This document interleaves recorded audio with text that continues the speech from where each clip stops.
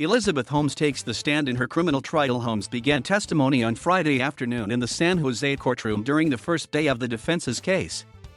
She is also expected to testify on Monday and Tuesday next week. The only days court is in session. Holmes, once hailed as the next Steve Jobs, faces 11 federal fraud charges over allegations that she knowingly misled investors, doctors, and patients about her company's blood testing capabilities in order to take their money. Holmes has pleaded not guilty and faces up to 20 years in prison and a fine of $250,000, plus restitution for each charge. Whether Holmes would testify was a big question looming over the trial. She has attended the trial each day, typically with her mother and occasionally her partner. On Friday, her partner, mother, and at least one person who appeared to be her friend were in attendance. She was smiling as she took the stand and during much of her testimony. Off the bat, Holmes' attorney Kevin Downey asked her if she believed Theranos had developed technology that was capable of running any blood test. "I did," Holmes testified. "We worked for years with teams of scientists and engineers to miniaturize all the technologies in a laboratory.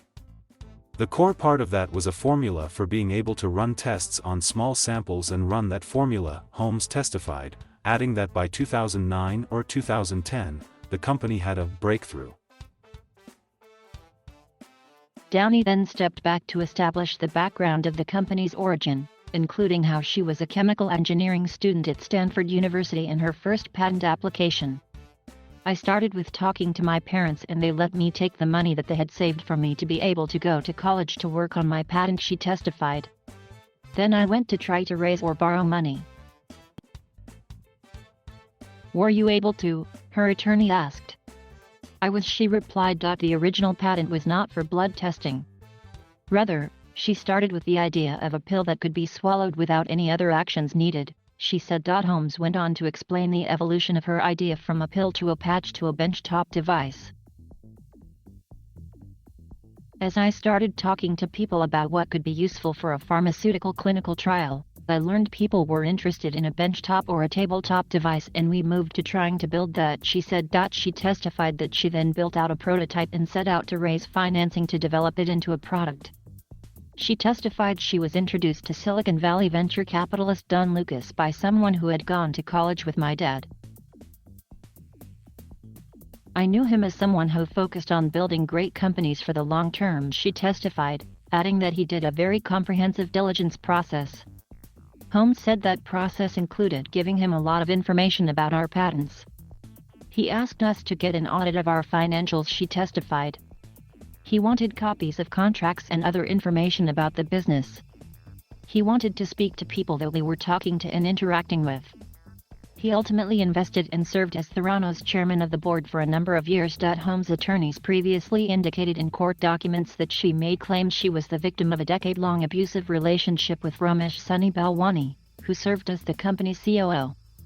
They indicated that she is likely to testify herself to the reasons why she believed, relied on, and deferred to Mr. Balwani, who is nearly 20 years her senior.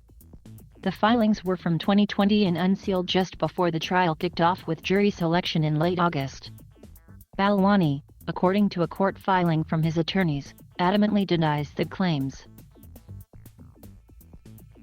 Her attorneys also indicated plans to have an expert testify about the psychological, emotional, and sexual abuse she experienced at the hands of Balwani. A Stanford University dropout, Holmes founded Theranos in 2003 at the age of 19, with the mission to revolutionize blood testing.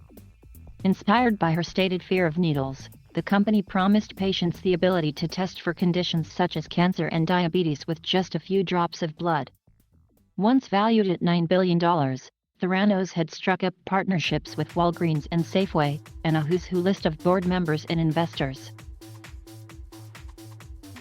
Then it all came crashing down. A damning investigation by the Wall Street Journal in October 2015 called into question the capabilities of the company's proprietary blood testing machine, Edison, as well as Theranos' testing methods. Theranos was subsequently sued by investors for fraud and had its U.S. blood testing license revoked. The firm settled massive fraud charges with the Securities and Exchange Commission and ultimately dissolved in September 2018.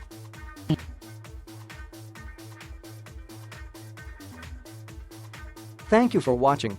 Please subscribe.